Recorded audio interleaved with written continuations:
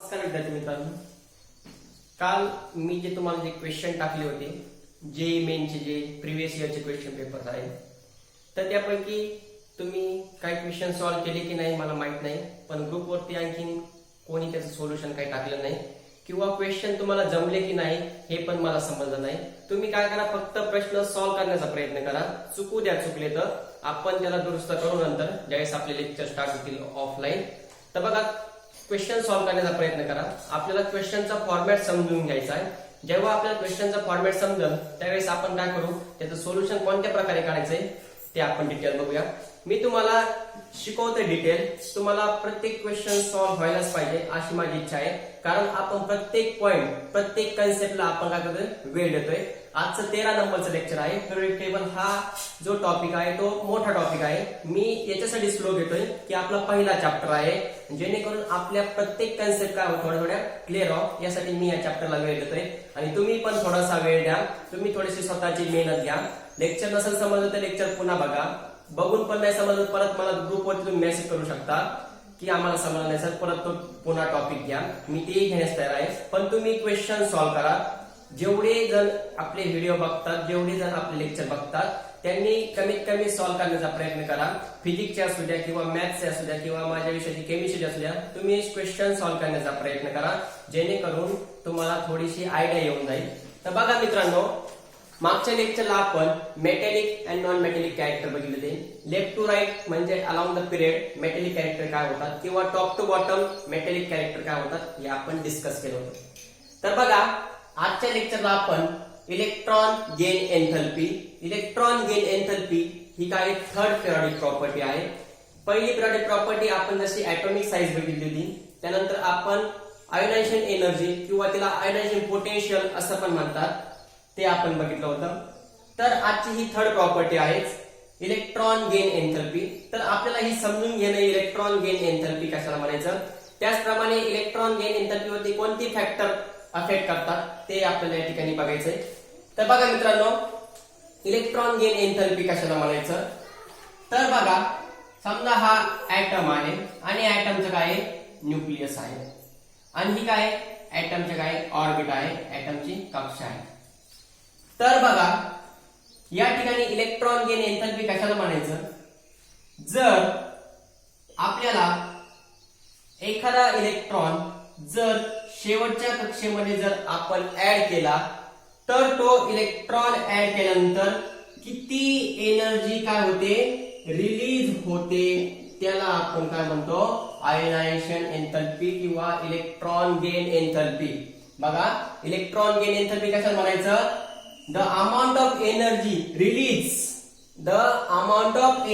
released when we added the electron in the valence cell. आपण valence sale मध्ये electron add केल्यानंतर किती energy release होते ती म्हणजे काय असते, इलेक्ट्रॉन गेन एन्थॅल्पी. ज्याप्रमाणे आपण आयोनायझेशन एन्थॅल्पी बघितली होती. आयोनायझेशन एन्थॅल्पी म्हणजे काय की एखादा इलेक्ट्रॉन काढण्यासाठी किती एनर्जी लागते, ती म्हणजे आपण आयोनायझेशन एनर्जी मागच्या लेक्चरला बघितली होती. आपल्याला ह्या लेक्चरला इलेक्ट्रॉन गेन एन्थॅल्पी बघायची. इलेक्ट्रॉन गेन एन्थॅल्पी म्हणजे काय, the amount of energy release. केव्हा एनर्जी रिलीज होते, when we added the electron in an isolated gaseous atom किंवा आयन.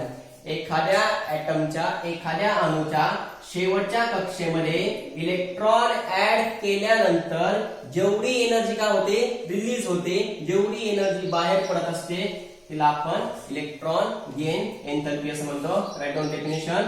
बघा, द अमाऊंट ऑफ एनर्जी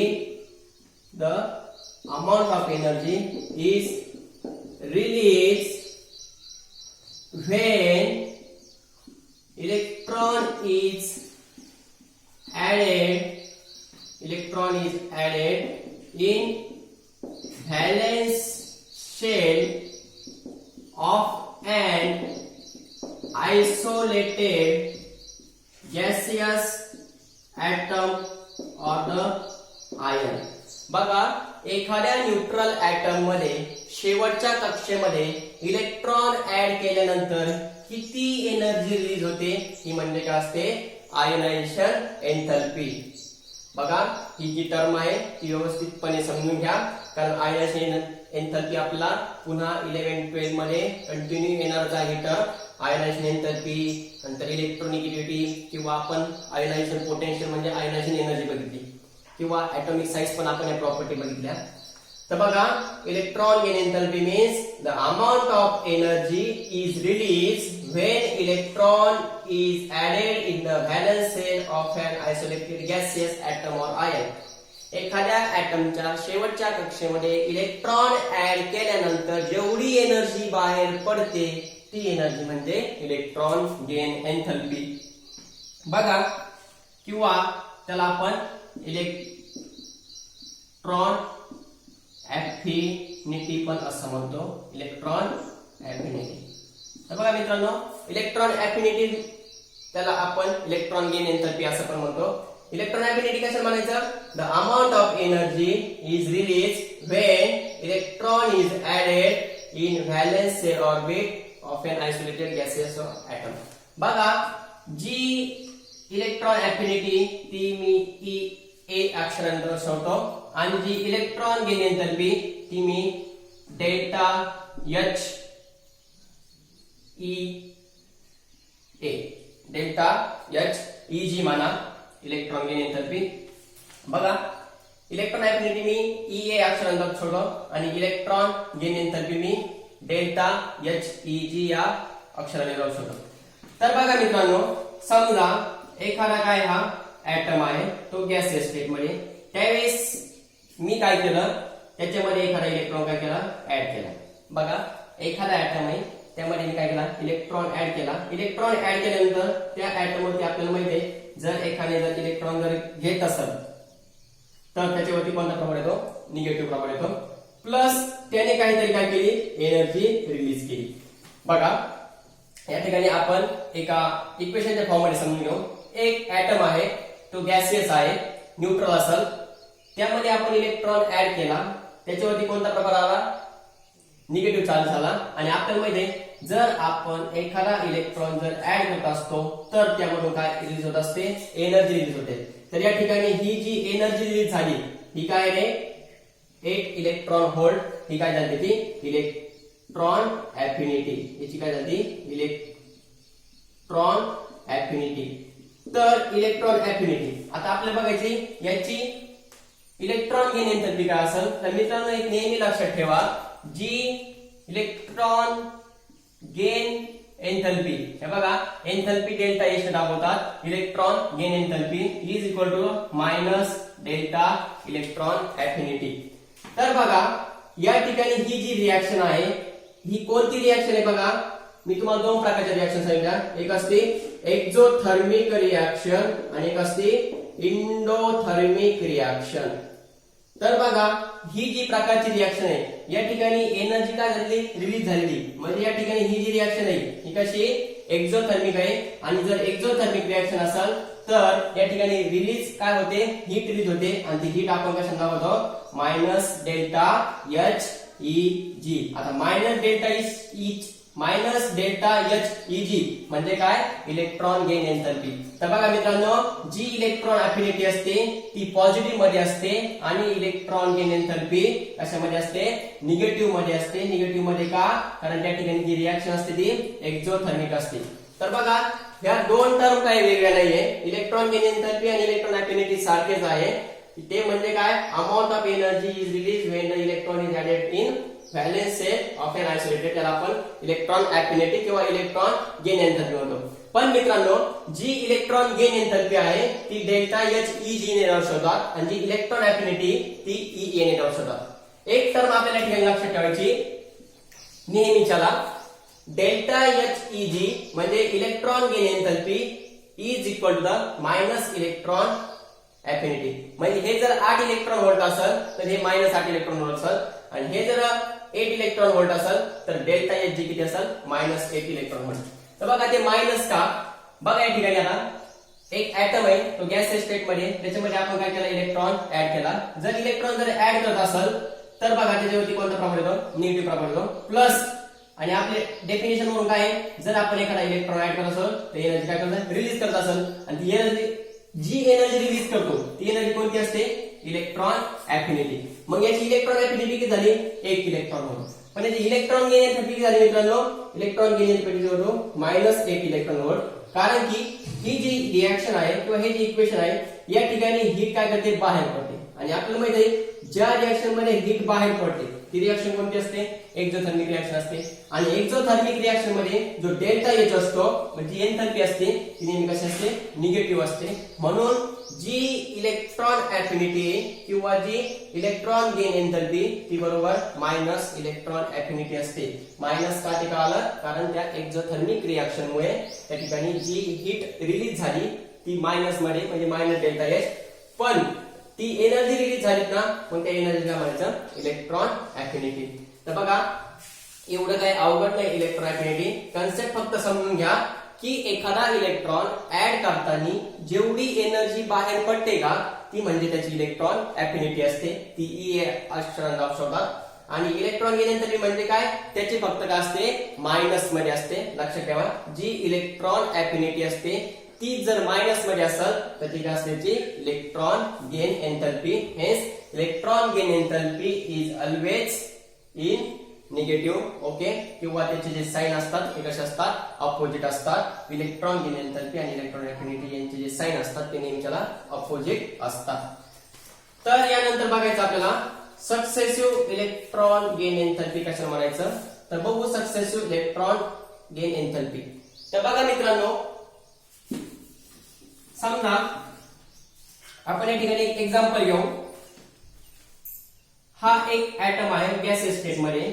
आपल्याला बघायचं आहे successive electron gain enthalpy. Number 1 topic बघा,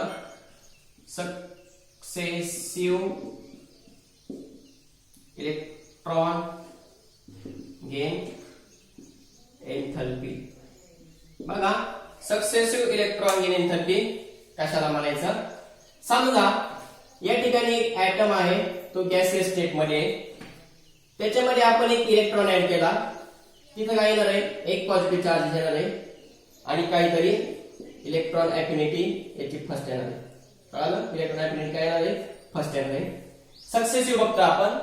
त्याप्रमाणे या ठिकाणी बघा दुसरा इलेक्ट्रॉन आपल्याला ऍड करायचा आहे, म्हणजे याच्यामध्ये आपल्याला दुसरा इलेक्ट्रॉन ऍड करायचा आहे. मग डेल्टा मायनस प्लस 1 इलेक्ट्रॉन इथं काय होणार आहे, A2 minus plus electron affinity किती झाली, सेकंड नंबरची इलेक्ट्रॉन अफिनिटी. आपण सक्सेसिव्ह बघतोय म्हणजे फर्स्ट इलेक्ट्रॉन ऍड झाल्यानंतर किती एनर्जी रिलीज होईल, दुसरा इलेक्ट्रॉन ऍड झाल्यानंतर किती एनर्जी होईल, आणि तिसरा इलेक्ट्रॉन कशामध्ये ऍड होईल, अगोदर 2 चार्जेस आहेत त्याच्यापैकी आणखी एक आपण इलेक्ट्रॉन ऍड केला, टोटल झाले त्यामध्ये 3 मायनस चार्ज झाले. 3 मायनस चार्ज प्लस याला काय म्हणू आपण, इलेक्ट्रॉन अफिनिटी थर्ड. तर बघा मित्रांनो, जसं जसं आपण सक्सेसफुली म्हणजे एकानंतर एक जर इलेक्ट्रॉन जर ऍड करत जर गेलो तर जी एंथॅल्पी असते त्याला आपण सक्सेसिव्ह इलेक्ट्रॉन गेन एंथॅल्पी असं म्हणतो, किंवा सक्सेसिव्ह इलेक्ट्रॉन अफिनिटी असं म्हणतो, किंवा त्याला काय म्हणायचं, successive electron affinity. Successive electron affinity. तर बघा या ठिकाणी जी फर्स्ट इलेक्ट्रॉन अफिनिटी जी असते ती नेहमीच्याला पॉझिटिव्ह असते. रिमेंबर दिस पॉइंट. बघा जी फर्स्ट इलेक्ट्रॉन अफिनिटी असते ती नेहमी पॉझिटिव्ह असते.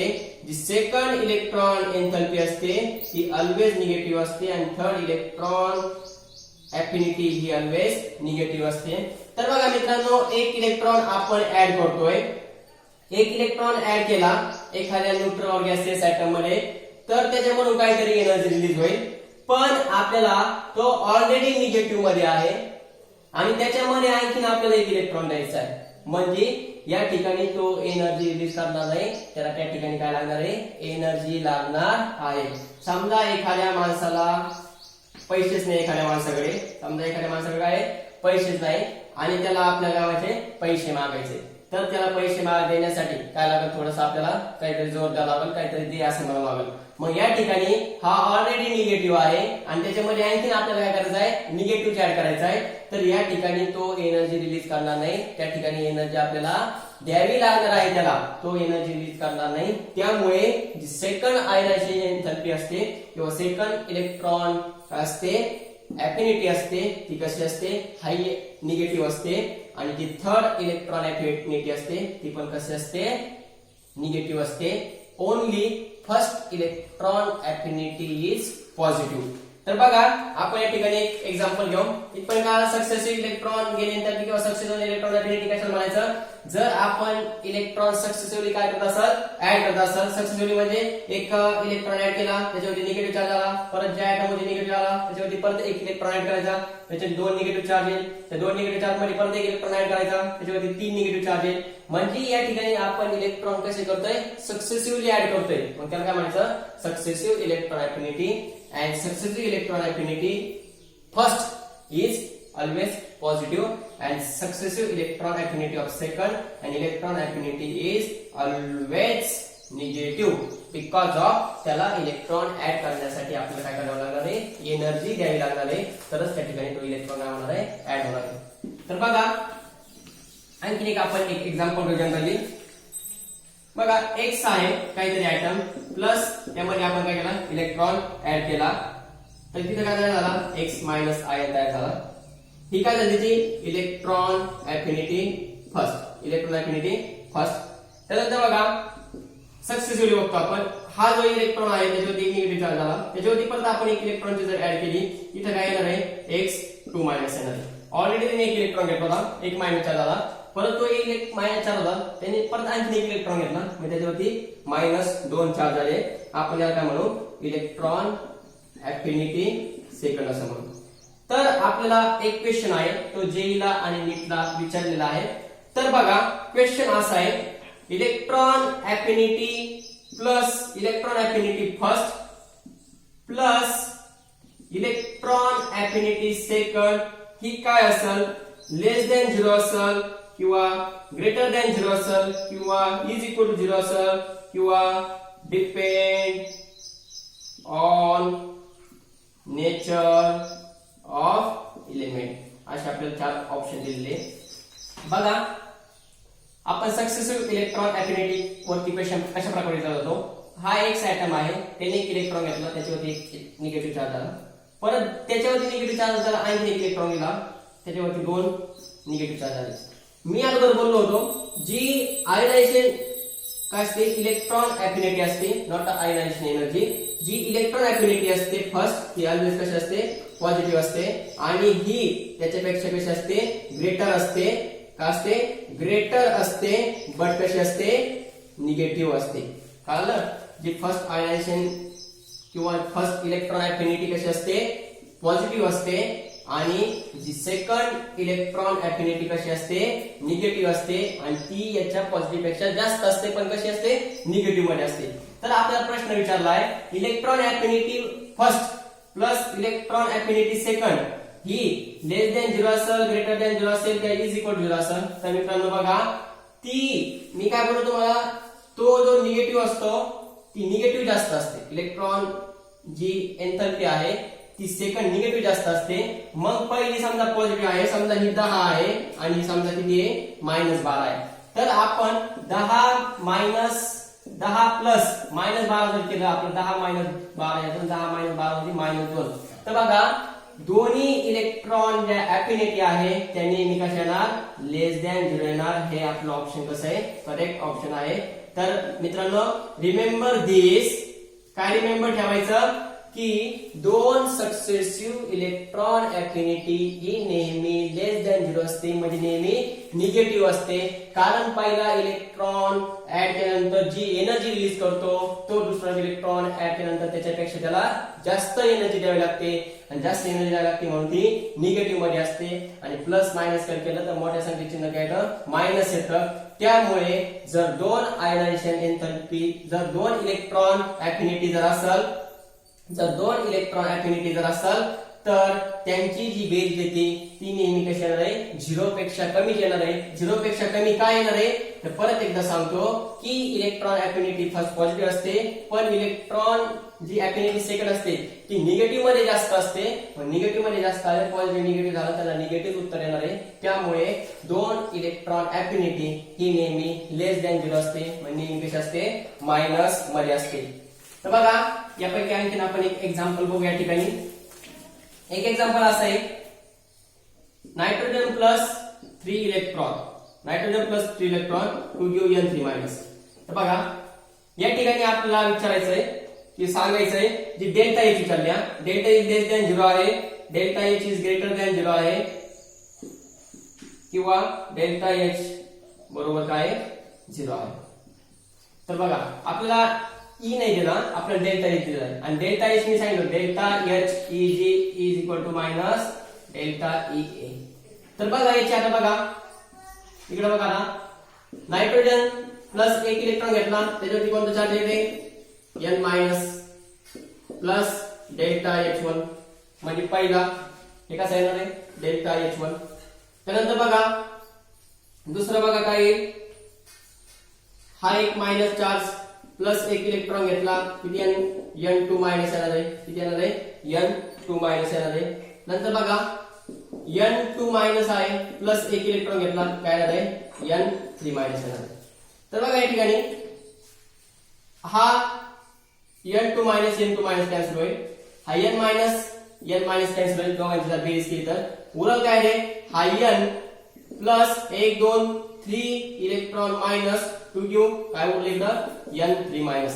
तर बघा यांची जर आपण जर बेरीज केली तर बघा हा N2 मायनस आणि हा N2 मायनस कॅन्सल होईल, हा N मायनस आणि हा N मायनस कॅन्सल होईल, हा N प्लस 1 इलेक्ट्रॉन प्लस किती इलेक्ट्रॉन ऍड केले आपण, 3 इलेक्ट्रॉन, काय मिळालं आपल्याला परत S मिळालं. तर आपल्याला विचारलं या ठिकाणी डेल्टा एच कसा राहणार आहे, लेस दॅन 0 राहणार आहे, ग्रेटर दॅन 0 राहणार आहे का, इज इक्वल टू 0 राहणार आहे. तर बघा समजा इलेक्ट्रॉन अफिनिटी आपण फर्स्ट समजू, इलेक्ट्रॉन अफिनिटी काय समजू, सेकंड समजू, आणि इलेक्ट्रॉन अफिनिटी काय समजायची आपल्याला, इलेक्ट्रॉन अफिनिटी थर्ड समजायची.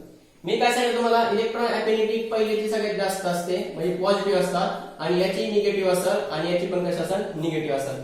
तर यांची जी इलेक्ट्रॉन अफिनिटी येणार आहे बघा, तिघांची जी इलेक्ट्रॉन अफिनिटी येणार आहे ती कशी येणार आहे, निगेटिव्ह मध्ये येणार आहे. ती निगेटिव्ह मध्ये जर असेल तर डेल्टा एच कसं असेल रे, पॉझिटिव्ह मध्ये असेल. तर बघा या ठिकाणी डेल्टा एच कसा येणार आहे, पॉझिटिव्ह येणार आहे, कारण या ठिकाणी डेल्टा एच ही कसा असतो, मायनस इलेक्ट्रॉन अफिनिटी, आणि ही जर प्लस मध्ये असेल तर हा मायनस मध्ये येईल, आणि हा मायनस मध्ये असेल तर हा कसा येईल, प्लस मध्ये येईल. रिमेंबर दिस. या ठिकाणी आपल्याला हाच क्वेश्चन विचारणार, आपला अशी काहीतरी एक इक्वेशन देणार आणि विचारणार डेल्टा एच लेस दॅन 0 राहील, डेल्टा एच ग्रेटर दॅन 0 राहील, डेल्टा एच इक्वल टू 0 राहील. तर बघा जी पहिली इलेक्ट्रॉन अफिनिटी असते ती पॉझिटिव्ह असते, दुसरी निगेटिव्ह असते, आणि तिसरी पण निगेटिव्ह असते. निगेटिव्ह कसं होणार आहे, निगेटिव्ह जास्त होणार आहे, निगेटिव्ह जास्त नाही, पॉझिटिव्ह कशी कमी आहे, मग उत्तर काय येणार आपलं, निगेटिव्ह मध्ये येणार आहे. पण निगेटिव्ह मध्ये काय येणार आहे, इलेक्ट्रॉन अफिनिटी निगेटिव्ह मध्ये येणार आहे, आणि इलेक्ट्रॉन अफिनिटी जर निगेटिव्ह मध्ये असेल तर डेल्टा एच काय येणार आहे, ऑलवेज पॉझिटिव्ह. तर मित्रांनो टॉपिक छोटासा आहे, थोडासा समजायला अवघड जाईल, काही अडचण नाही, आपल्याला परत परत ते गोष्टी येणार आहे. पण इलेक्ट्रॉन अफिनिटी किंवा इलेक्ट्रॉन गेन एंथॅल्पी म्हणजे काय, एखादा इलेक्ट्रॉन ऍड केल्यानंतर किती एनर्जी दिली होती, मग ही एनर्जी आपण कशामध्ये मोजतो, इलेक्ट्रॉन अफिनिटी मध्ये मोजतो. आणि electron gain enthalpy delta H E जे दर्शवतात, इलेक्ट्रॉन अफिनिटी ई ए ने दर्शवतात. आणि एक remember this, delta H E G is equal to minus E A. आणि असं त्याच्यावरती एक रिएक्शन येतात आपल्याला पेपरला आणि विचारतात डेल्टा एच लेस दॅन 0 असेल, डेल्टा एच ग्रेटर दॅन 0 असेल, किंवा आपल्याला एक व्हॅल्यू देतील, याच्या व्हॅल्यू दिल्यानंतर आपल्याला कॅल्क्युलेशन सांगायचं आणि सांगायचं डेल्टा एच पॉझिटिव्ह की डेल्टा एच निगेटिव्ह. फक्त एवढं लक्षात ठेवा, जर ई ए हा पॉझिटिव्ह असेल तर डेल्टा एच ई जी हा निगेटिव्ह असतो, आणि हा ई ए हा निगेटिव्ह असेल तर डेल्टा एच कसा असतो, पॉझिटिव्ह असतो. ते मी तुम्हाला एक्झोथर्मिक रिएक्शन मध्ये सांगितलं, तो डेल्टा एच कसा असतो, निगेटिव्ह मध्ये येतो. तर बघा आजच्या लेक्चरला आपण एवढंच बघू. उद्याच्या लेक्चरला आपण factor affecting on electron gain enthalpy याच्यावरती जर आधारित एक दोन प्रॉब्लेम असेल तर मी ते प्रॉब्लेम ग्रुपवरती टाकल, ते तुम्ही सॉल्व्ह करण्याचा प्रयत्न करा. यावेळेस आपण याच्यावरती फॅक्टर अफेक्टिंग बघू आणि ट्रेंड बघू त्याचा पिरियड टेबल मध्ये from left to right. Electron affinity decrease होते, इलेक्ट्रॉन अफिनिटी काय होते, इन्क्रीज होते ते आपण उद्याच्या लेक्चरला बघू. आजच्या लेक्चरला आपण एवढंच बघितलं नेमकं इलेक्ट्रॉन घेणे एंथॅल्पी किंवा इलेक्ट्रॉन अफिनिटी कशाला म्हणायचं आणि ती कशाने दर्शवतात. आणि एखादी जर इक्वेशन दिलं तर सांगता यायला पाहिजे डेल्टा एच निगेटिव्ह कधी असतो, डेल्टा एच पॉझिटिव्ह कधी असतो. तर ज्यावेळेस ई हा निगेटिव्ह असतो त्यावेळेस डेल्टा एच 0 पेक्षा मोठा असतो आणि ई जर पॉझिटिव्ह असेल तर डेल्टा एच हा कसा असतो, निगेटिव्ह असतो. तर बघा, थँक्यू.